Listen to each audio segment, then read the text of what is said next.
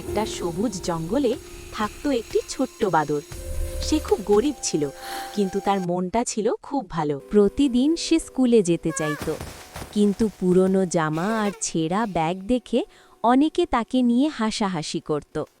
একদিন স্কুলে যাওয়ার পথে হঠাৎ সে রাস্তায় একটি মানি ব্যাগ দেখতে পেল। বাঁদরটি অবাক হয়ে বলল, ওহ, এর ভেতরে তো অনেক টাকা, আমি চাইলে এটা রেখে দিতে পারি। ঠিক তখনই তার বন্ধু খরগোশ এসে বলল, না বন্ধু, এটা আমাদের না।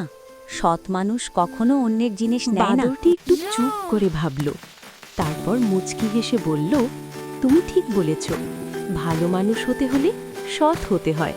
তারপর বাঁদর আর খরগোশ দুজন মিলে মানিব্যাগের মালিক খুঁজতে লাগলো। অনেক খোঁজার পর তারা পেল একজন বৃদ্ধ কচ্ছপকে। তিনি খুব চিন্তিত ছিলেন। বাঁদরটি এগিয়ে গিয়ে বলল, কাকা, এই মানিব্যাগটা কি আপনার?